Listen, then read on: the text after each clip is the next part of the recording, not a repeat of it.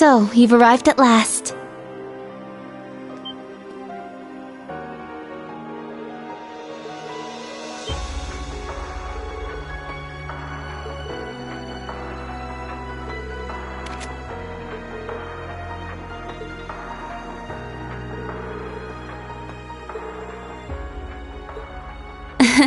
Yes, it's good to see you all again. Please, come in. They're waiting for you just over there.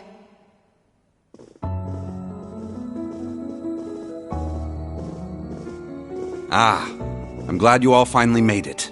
The church has decided this issue now merits the attention of the Congregation for the Sacraments. As such, the Archbishop and all the staff here have been moved to another location.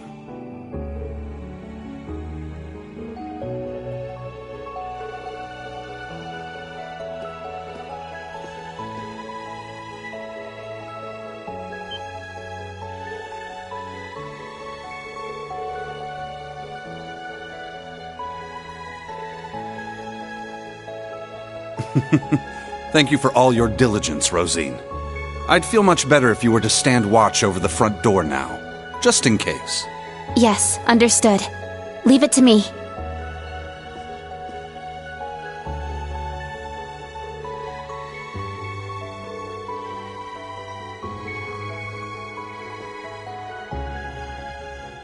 Let me introduce you. This man is a member of the Gralsritter, a division of the Septian Church.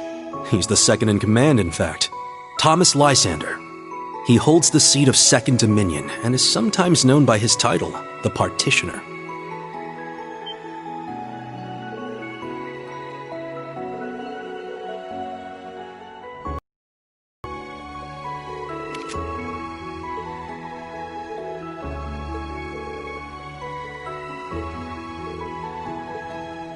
Now allow me to introduce you. This man is one of the Gralsritter's 12 Dominion, the successor to the 8th Dominion, Gaius Warzel.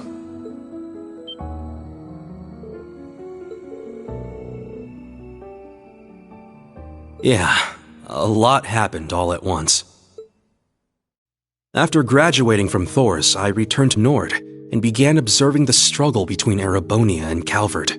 However, I began to feel something dark and sinister carried on the winds of the plateaus.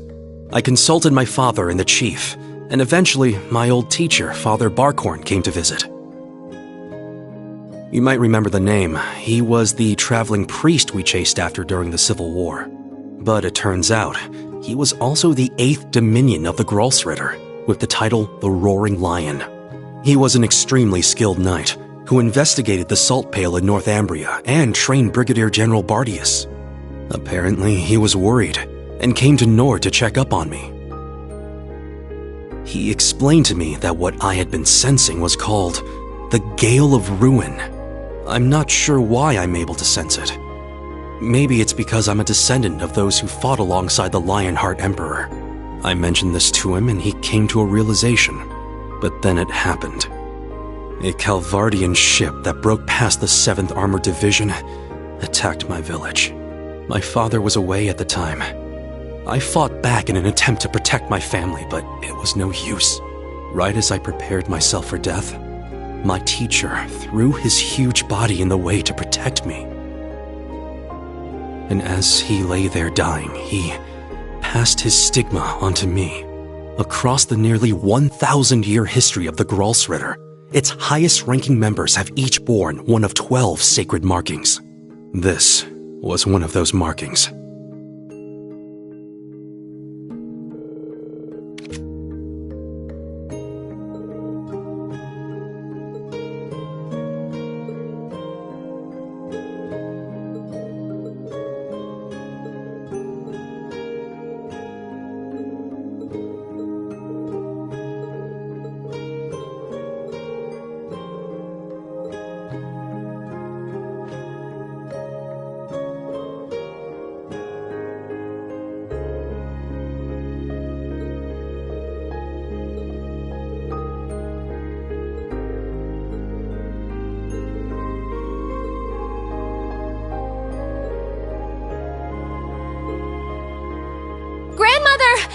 Stop hiding! Come out already!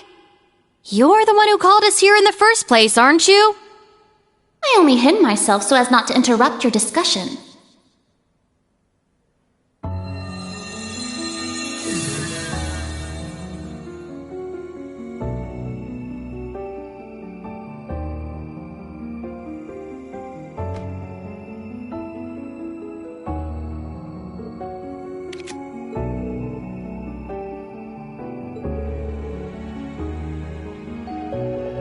Indeed. But you may simply call me Rose. I had you all gather here for one reason. To explain to you the background between the Hexen clan and the Church.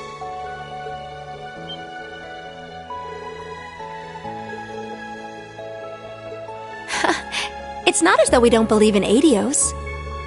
There have been some differences in opinion over the years, but we and the Church have worked together on a number of occasions. For example, during the War of the Lions, or the vampire incident in the Middle Ages. Not to mention the fight against the Dark Dragon 800 years ago. But all that was just Rose sticking her nose into other people's business.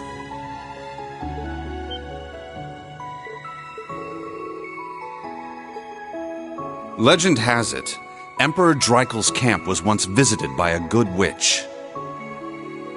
And the novel Red Moon Rose features a vampire hunter affiliated with the Church who was, in truth, the true ancestor of the vampires. The woman you now see before you was both of these people, even if she looks a bit different.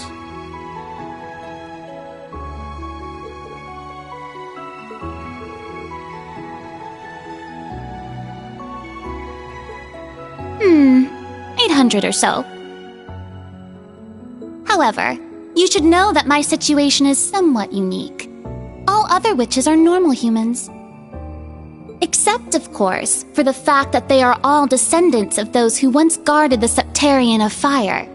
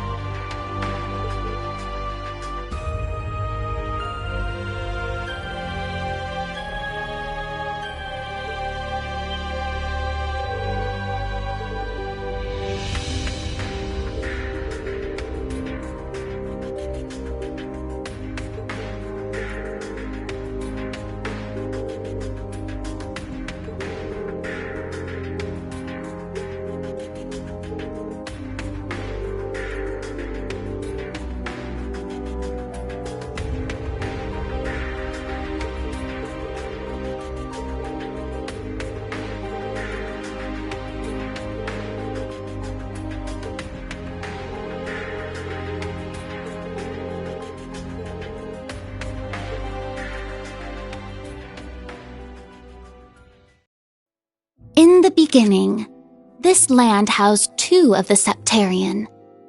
The Arc Rouge, Septarian of fire and wielder of fierce power. The Lost Zem, Septarian of earth and bearer of unyielding endurance. Each assumed the form of a colossal guardian and went about granting boons and performing miracles for its people. For a few centuries, the land of Erebonia prospered, but eventually, its people began to vie for power and control. The Septarians had always granted their people's wishes, but now their peoples each wished for the other's destruction. And so, the two colossi began fighting. Their battle ravaged the earth and split the sky, devastating the entire region. The humans tried to stop them, but it was in vain. The Septarians' fight continued 1,000 days, scorching the land black. When the battle ended at long last, it was a tie. Exhausting their power in one final strike, the two Septarian were blown away, left as nothing but empty shells. Yet the tale did not end there. The power expelled by each Septarian collided and became one, resulting in the creation of an entirely new entity. The Great One, the Septarian of Steel. It was an existence created from the union of fire and earth. It was beyond anything else in this realm. It was the ultimate source of power. Though things seemed fine at first, the survivors of the war soon realized the eternal conflict within it. They knew this conflict would cause it to grow ever more unstable, and that it was not something that could be handled by mankind.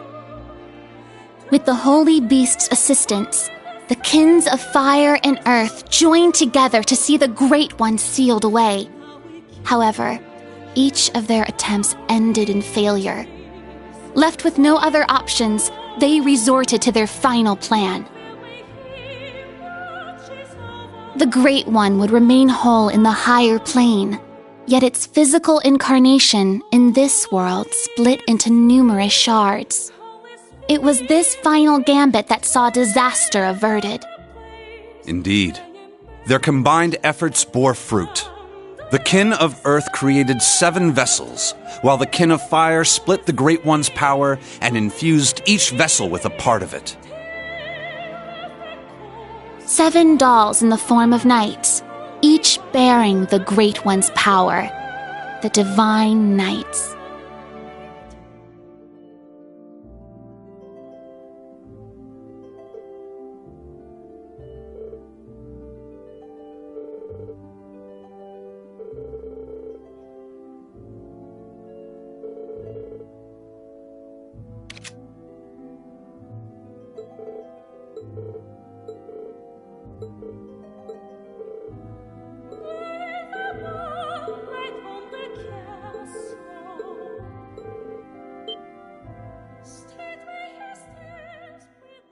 "900 years ago, Heimdall was a small city of only about 50,000 people.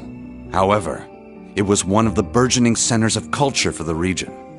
The Septian Church had finished construction on the Heimdall Cathedral, and there were plans to develop the city even further. But it was then the Dark Dragon appeared, blanketing Heimdall in miasma and transforming it into a city of the dead.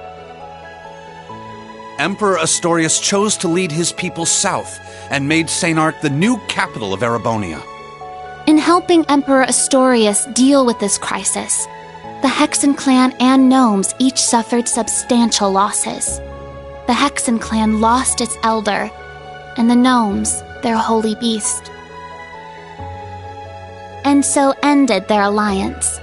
The final time they spoke would be a century later.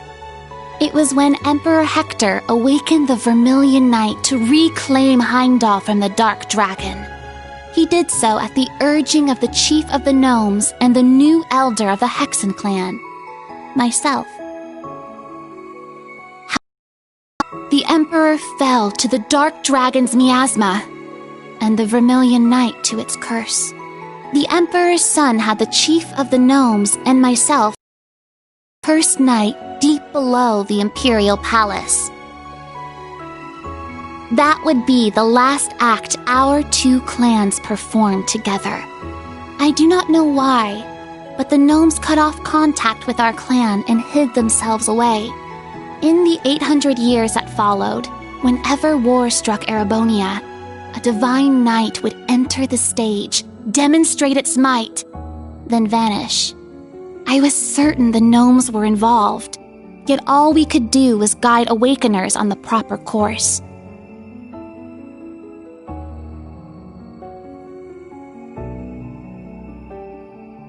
This unending pattern reached its most fevered peak 250 years ago during the War of the Lions. The false Emperor Orthros unearthed the cursed Vermilion Knight, and a mercenary under Prince Lucius' employ awakened the Palatinate Knight. Prince Dreichels found the Ashen Knight, and Leanne the Argent Knight.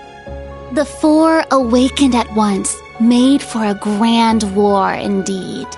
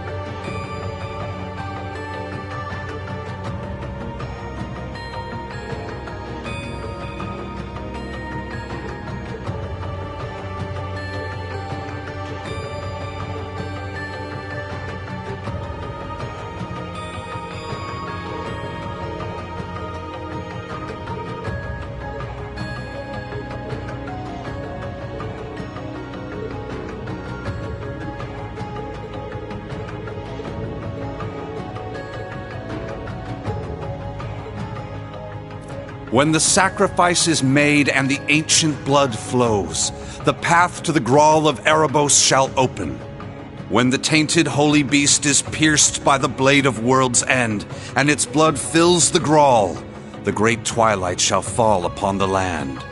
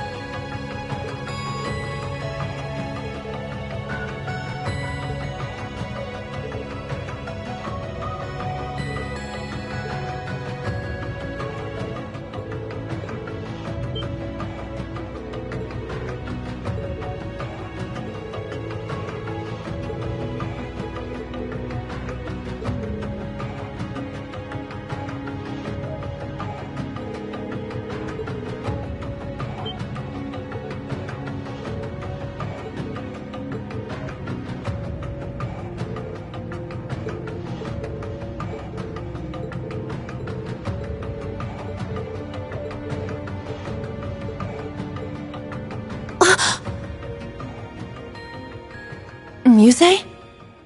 Is something the matter? Oh? You realize something? Right now, we need any straw we can grasp at. Anything at all could help, no matter how small. Yes, you're right. That term. Originator Zero. Could that be OZ, perhaps? That's what the Black Workshop called Millium and Altina. They're model numbers. OZ. Oh, what are you talking about? So you finally made it. That voice. Vita! Ah, so the prodigal granddaughter returns.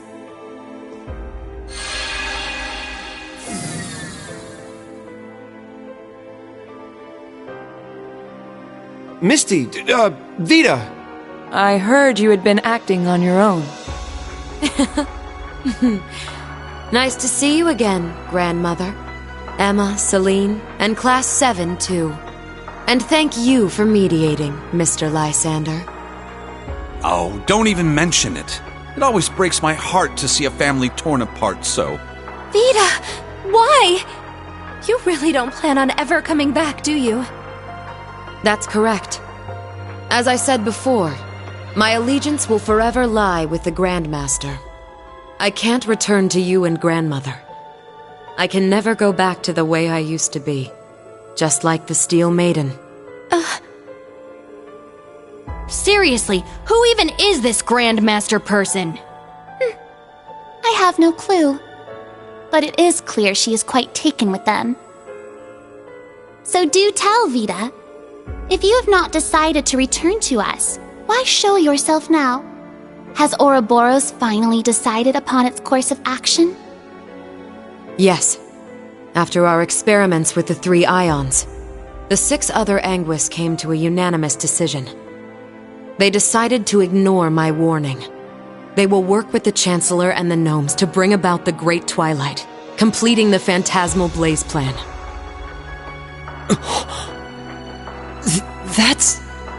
So that's how it is. The reason Ouroboros was so quiet the past month wasn't because they left Erebonia. It was to carry out their plan, and determine whether they should work alongside enemies and traitors. How can that be? If that were the case, it means... They're all our enemies? Is this? It's not the cathedral's bell. Huh? I think I recognize it from Crossbell. You do? Yeah, I'm sure of it. I remember hearing it right before the incidents in Crossbell, when we were still independent. Oh! The one from the museum! The bell from Stargazer's Tower? But the sound's coming from a different direction than the museum. The Phantasmal Blaze Plan. What a fitting name. I wonder how much of this she foresaw. That is quite enough mumbling to yourself. If you know what is going on, show us! It'll be a bit tough without Grianos. I'll need your help, Grandmother. Emma, Celine, you too. Yes! Ugh, I'm not your slave.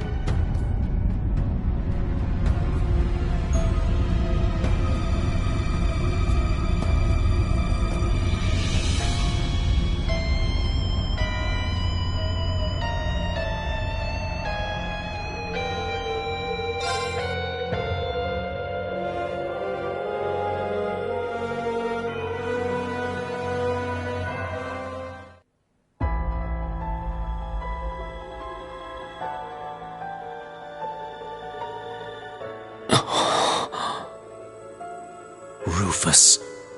Millium. Was that... Allie? Yes. But why? Boss, Zeno, and Leo. Azure Siegfried.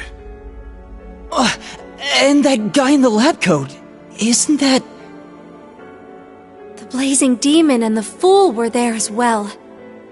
So that's the maiden. Why?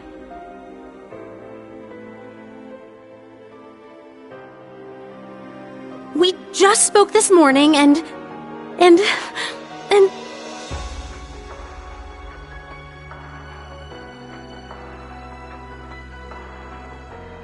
What's going on?!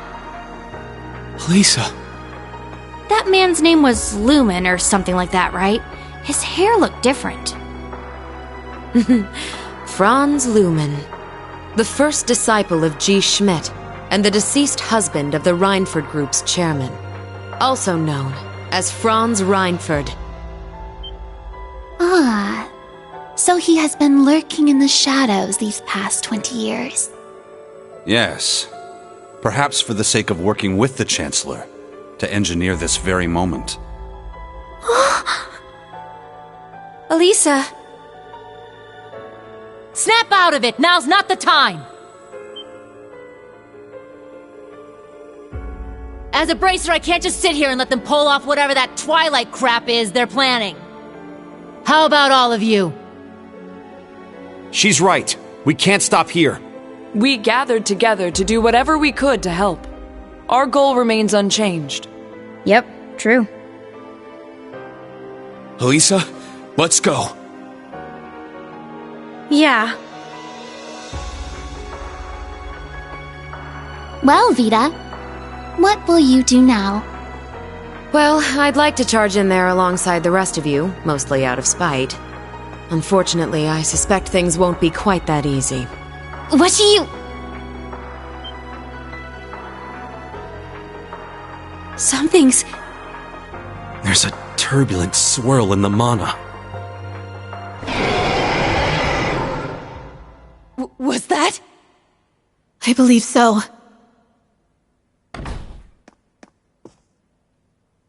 Sir Lysander, Sir Gaius, cryptids and magic knights have appeared all over the city.